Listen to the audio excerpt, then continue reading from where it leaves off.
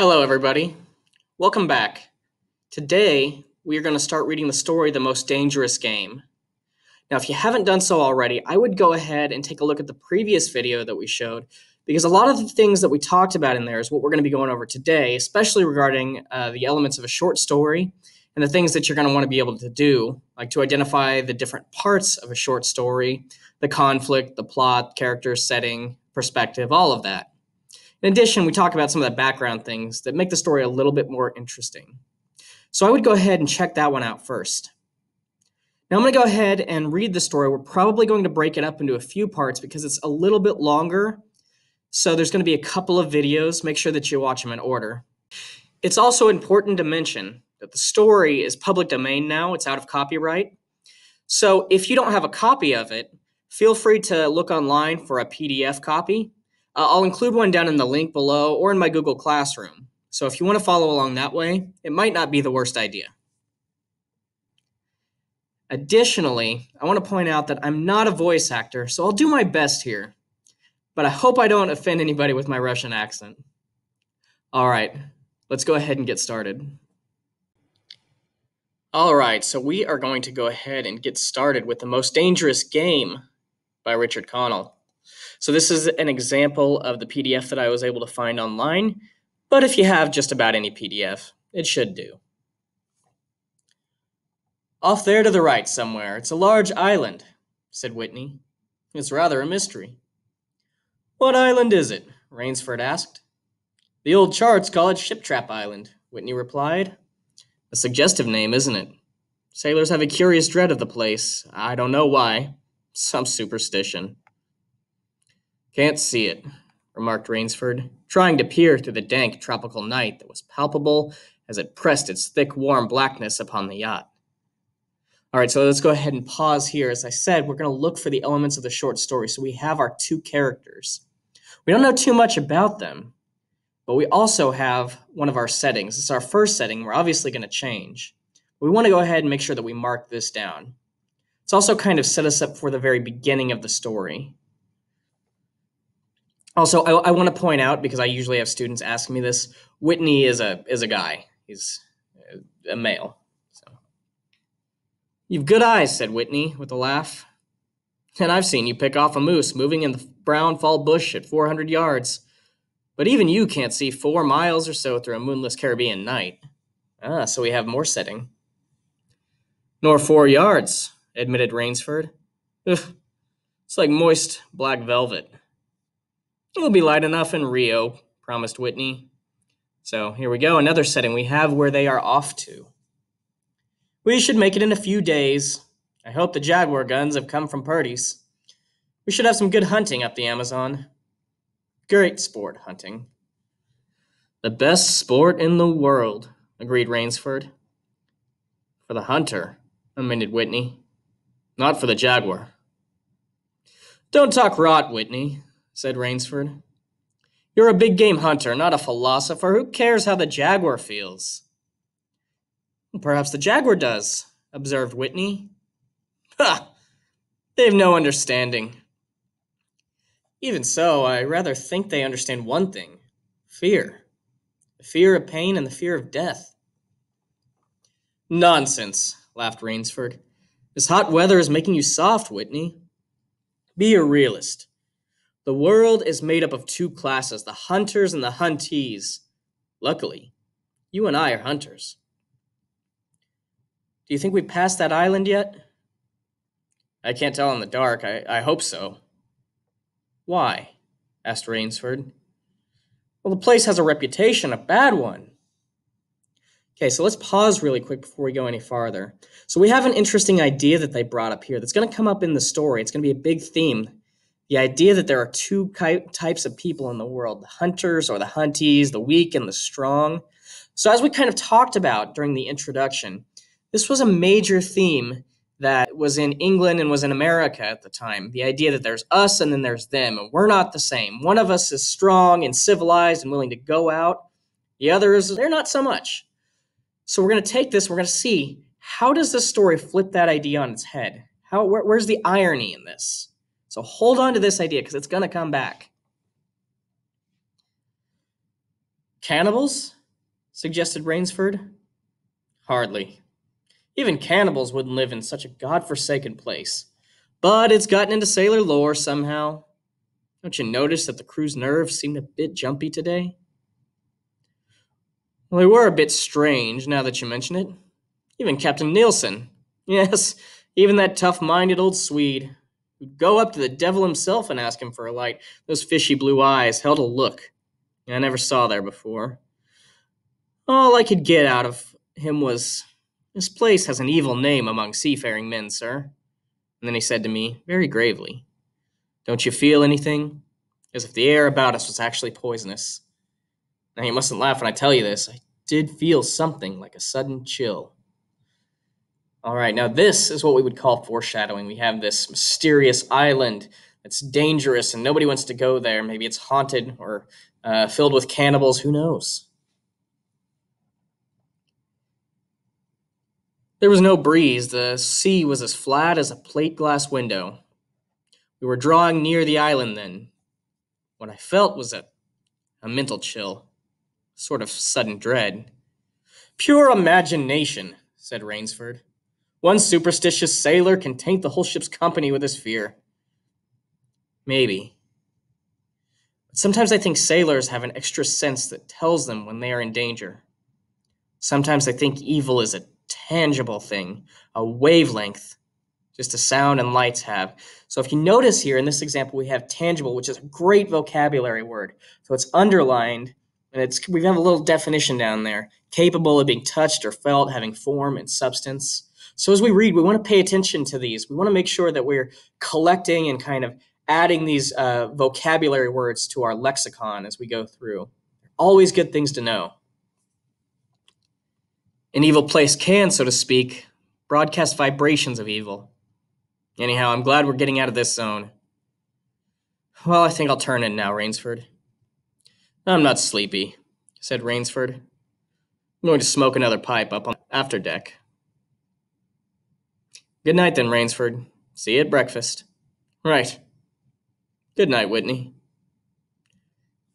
There was no sound in the night as Rainsford sat there, but the muffled throb of the engine that drove the yacht swiftly through the darkness, and the swish and ripple of the wash of the propeller. Now, at this point, if we are keeping a list of our exposition, remember that's the very first part of the story where we find out about our characters and who they are and what they're doing. This is all stuff that we want to make sure that we write down. Okay, so if you're one of my students and you're watching this, make sure that you get this down in that little slot, because that's going to be one of the assignments that we have to make sure that we get in. There was no sound in the night as Rainsford sat there, but the muffled throb of the engine that drove the yacht swiftly through the darkness and the swish and ripple of the wash of the propeller. Rainsford, reclining in his steamer chair, indolently puffed on his favorite briar. So briar, again, we have down there our list of vocab words, a tobacco pipe. So now what we're going to do is we're going to pause really quick, because we have another word that they don't give us the definition for, but it's a really good one. I really like this one. So what we're going to do is we're going to pause here. We're going to hop up here, and we're going to do a search for that word, indolently, or indolent. There we go. So I like that when you go ahead and you do a search on this, the definition pops up. But let's make sure that we get this. So wanting to avoid activity or exertion, lazy. So we can kind of get the idea, especially through this image over here. I really like this. We can kind of get this idea of how Rainsford is, how he's feeling when he's on this yacht. They're going on this grand vacation to Rio, and hopefully you know where Rio is. It's in Brazil. So they're off on this, and he's lazy, he's happy, he's enjoying this very relaxing cruise that he's got, even though they're traveling past this island. That's how he's feeling. So it's kind of set us up.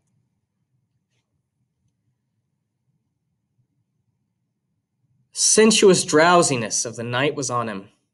It's so dark, he thought, that I could sleep without closing my eyes. The night would be my eyelids.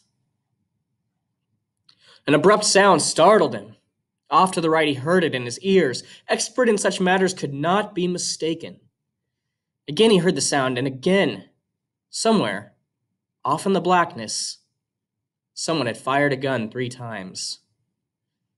Okay, so we've just learned something about the island, the people that inhabit it. We don't know who they are. We don't know why they're shooting, but we know that much. Rainsford sprang up and moved quickly to the rail, mystified. He strained his eyes in the direction from which the reports had come, but it was like he was trying to see through a blanket. He leapt up upon the rail, balanced himself there to get a greater elevation. His pipe, striking a rope, was knocked from his mouth.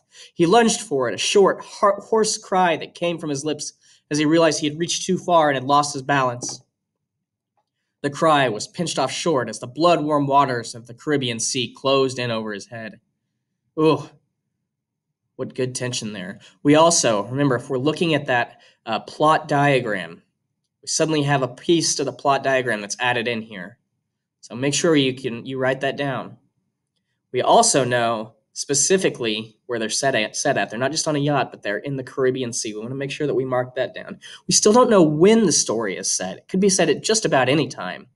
Okay, so we want to make sure that we mark those things down.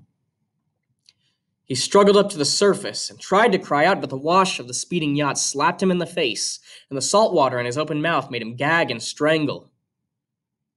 Desperately, he struck out with strong strokes after the receding lights of the yacht, but he stopped before he had swum 50 feet. A certain cool-headedness had come to him. It was not the first time he had been in a tight place. There was a chance that his cries could be heard by someone aboard the yacht, but that chance was slender as the yacht raced on. He wrestled himself out of his clothes and shouted with all of his power. The lights of the yacht became faint and ever-vanishing fireflies, and then they were blotted out entirely by the night. Oh, I like how well this is written. You can really get a feel. You can imagine what he's going through. He's out in the middle of the ocean. He doesn't know where land is. He's stranded there without a boat. It's be pretty terrifying to go through. Richard Connell does a really good job of kind of building this scene. Rainsford remembered the shots. They'd come from the right, and doggedly he swam in the direction, swimming with slow, deliberate strokes, conserving his strength. For seemingly endless time he fought the sea. He began to count his strokes. He could possibly do 100 more, and then Rainsford heard a sound. It came out of the darkness, a high, screaming sound, the sound of an animal in an extremity of anguish and terror. Boy, isn't that the last thing that you want to hear when you're stranded in the dark ocean in the middle of the night? He did not recognize the animal that made the sound. He did not try to. With fresh vitality, he swam towards the sound. He heard it again, then it was cut short by another noise. Crisp. Staccato. Okay, staccato, another great vocabulary word. So let's take a pause here. Remember, it's never a bad idea to hunt down our information as we go through and make sure that we get our definitions as we need them. We have staccato here. Let's look and see what that means. So perform with each note sharply detached or separated from the others. Okay, so we hear this. We know what's going on. What could cause a staccato sound? Pistol shot, muttered Rainsford, swimming on.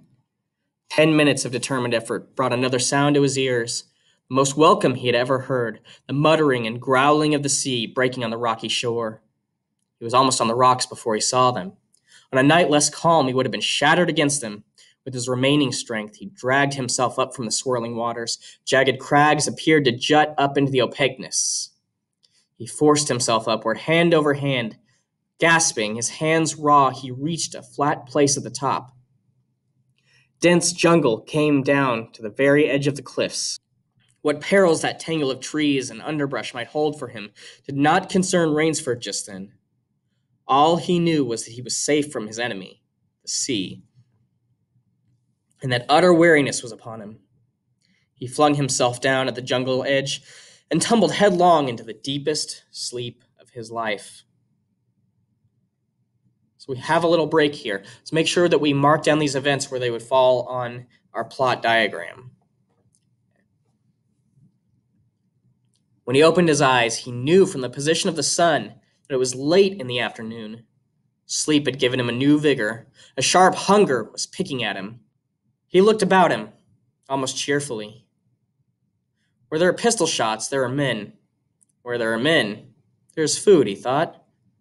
But what kind of men, he wondered. In so forbidding a place, An unbroken front of snarled and ragged jungle fringed the shore.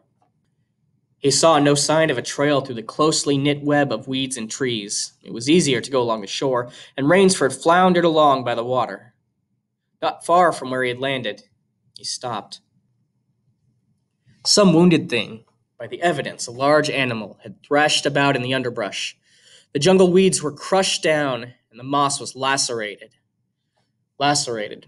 What another great vocab word. Let's take a second. Let's look that up. There you go. Torn or cut deeply.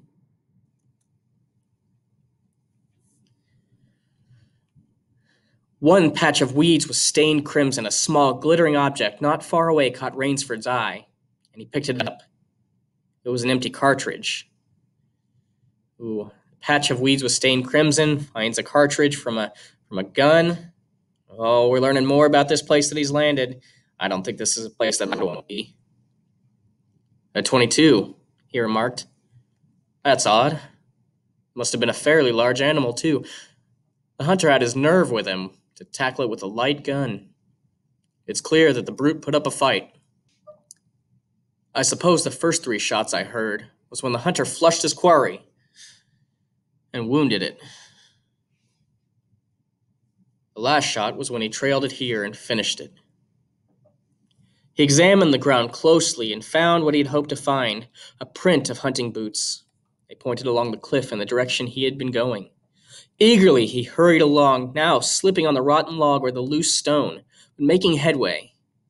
Night was beginning to settle on the island. Okay, so put yourself in Rainsford's shoes right now. You know that there's something dangerous on this island. You don't know anything about it. You don't know where you're at, but you're hungry. You're trapped in some unknown part of the world. You have no equipment, no food. You may be in need of medical attention. So what else are you going to do? Got to try to find some help. Bleak darkness was blacking out the sea and jungle when Rainsford sighted the lights. He came upon them as he turned a crook in the coastline, and his first thought was that he had come upon a village, for there were many lights. But as he forged along, he saw, to his great astonishment, that all the lights were in one enormous building, a lofty structure with pointed towers plunging upward into the gloom. His eyes made out the shadowy outlines of a palatial chateau. So chateau, and again, another fantastic word. We don't have the definition here. It's somewhere. So when we look up the definition of chateau, you're going to have to scroll down a little bit because chateau is a very popular word, and it's used in all kinds of different contexts. A lot of places are named after chateau. We want to make sure that we just understand what one actually is. So we can find our definition here. A large French country house or castle, which is often giving its name to wine made in its neighborhood, which is a good explanation. But let's jump over to our image search. Maybe that'll give us a little bit better of an idea. So when we look at this, this gives us a really strong idea of what a chateau would look like. Okay, so by pulling these up, we can get an idea of what kind of a place that Rainsford is looking at. Now, this is obviously, it's going to be located up high in the mountains. It's going to be located on the cliffside. So we have that very Gothic architecture, the very kind of idea of the gigantic haunted house. He describes it with the spiky black gates and the gargoyles. So these are all the kinds of things that he's going to be looking at as he approaches this place. So now we're going to have to ask ourselves, what kind of a person lives in a place like this, especially a place with that very grotesque haunted architecture? Who lives there, and what can we expect from them? What kind of foreshadowing do we get just from looking at the setting of this? It's very much like a lot of the other works that we'd seen. When we look at Edgar Allan Poe, The Fall of the House of Usher, there's something very, very similar than this. It's got that very Gothic feel, the stuff that H.P. Lovecraft loved to write about. Now, you're here out in the middle of nowhere. You hear gunshots and you see this giant chateau. Do you risk going inside? It was set up on a high bluff, and to the 3 sides of it, cliffs dive down to where the sea licked greedy lips in its shadows. Mirage, thought Rainsford. But it was no mirage he found when he opened the tall, spiked iron gate. The stone steps were real enough. The massive door with a leering gargoyle for a knocker was real enough. Yet about it all hung an air of unreality. What does that mean? An air of unreality. It's the same kind that you might expect to feel when you're out in the middle of nowhere and find this giant haunted castle. Is this real? Am I dreaming? Am I imagining this? Am I still laying on the beach, hallucinating? He lifted the knocker, and it creaked up stiffly as if it had never before been used. He let it fall, and it startled him with its booming loudness. He thought he heard steps within. The door remained closed. Again, Rainsford lifted the heavy knocker and let it fall. The door opened then, opened as suddenly, as if it were on a spring, and Rainsford stood blinking at the river of glaring gold light that poured out. The first thing Rainsford's eyes discerned was the largest man Rainsford had ever seen. A gigantic creature, solidly made and black-bearded to the waist. In his hand, the man held a long, straight-barreled revolver, and he was pointing it straight at Rainsford's heart. Out of the snarl of beard, two small eyes regarded Rainsford. "Don't be alarmed," said Rainsford, with a smile which he hoped was disarming. "I'm no robber. I fell off a yacht. My name is Sanger Rainsford of New York City." Ah, so we learned something else about Rainsford. He's from New York. The menacing look in the eyes did not change. The revolver pointed as rigidly as if the giant were a statue. He gave no sign that he understood Rainsford's words, or that he had even heard them. He was dressed in uniform, black uniform, trimmed with gray astrakhan. So astrakhan we have down here, a fur made from the skin of young lambs. "I'm Sanger Rainsford of New York," Rainsford began again. "I fell off a yacht. I'm hungry." The man's only answer was to raise with his thumb the hammer of the revolver. And then Rainsford saw the man's free hand go to his forehead in a military salute, and he saw him click his heels together and stand at attention. Another man was coming down the broad marble steps, an erect, slender man in evening clothes. He advanced to Rainsford and held out his hand. In a cultivated voice, marked by a slight accent that gave it added precision and deliberateness, he said, "It is a very great pleasure and honor to welcome Mr. Sanger Rainsford, the celebrated hunter, to my home." Automatically, Rainsford shook the man's hand. "I've read your books about hunting snow leopards in Tibet, you see," explained the man. "I am General Zaroff." Rainsford's first impression was that the man was singularly handsome. His second was that there was an original, almost bizarre quality about the general's face. He was a tall man, past middle age, for his hair was vivid white, but his thick eyebrows and pointed military mustache were as black as the night from which Rainsford had come. His eyes, too, were black and very bright. He had high cheekbones, a sharp-cut nose, a spare, dark face, the face of a man used to giving orders, the face of an aristocrat. Here we go. So a member of the aristocracy, but over here we have a little bit of a better definition. So the form of government that places strength in the hands of a small, privileged ruling class, the aristocrats. So this guy is a leader. He's a member of the royalty or the ruling class. Turning to the giant in uniform, the general made a sign. The giant put away his pistol, saluted, and withdrew. "Ivan is an incredibly strong fellow," remarked the general. "But he has the misfortune to be deaf and dumb. A simple fellow, but I'm afraid, like all of his race, a bit of a savage." "Ivan is an incredibly strong fellow," remarked the general. "But he has the misfortune to be deaf and dumb. A simple fellow, but I'm afraid, like all of his race, a bit of a savage." "Is he a Russian?" "He is a Cossack," said the general, and his smile showed red lips and pointed teeth. Ah, so there we have that vampire imagery. So am I. So we know he's a Cossack. Well, let's find out what a Cossack is. But really quickly, we can figure out if the general says that Cossacks are all savages, and he is also a Cossack, what is he saying about himself? "Come," he said, "we shouldn't be chatting here. We can talk later. Now, you want clothes, food, rest? You shall have them. This is a most restful spot." So let's take a look and learn a little bit about the Cossacks. I don't want to go too much into this because we want to get back to the story. We just want to make sure that you have enough so that you can kind of follow along with what we're talking about. Encyclopedia Britannica has really good articles on this. It talks a lot about their history. But basically, what you need to know, let's pop over to our map of Europe here, is that the Cossacks were a group of people that have worked historically with and against Russia. They primarily been located north of the Black Sea, which we have down here, but also north of the Caspian Sea, which isn't included in this map. But they've been used a lot as Russian border guards throughout history. So when we go back and talk about the Crimean War, when we talk about World War I, these are people that would have had a very, very strong relationship. They would have had a very strong reputation, especially among people that fought against Russia in those wars. So when we talk about the way in which they're portrayed and the way in which especially Western Europe and America viewed them, it was heavily influenced by their reputation as being strong and fierce fighters. So those are the kind of things that Richard Connell brings in here. And when he talks about the Cossacks, he really draws on those influences to sell their reputation to his audience. Ivan had reappeared, and the general spoke to him with lips that moved but gave forth no sound.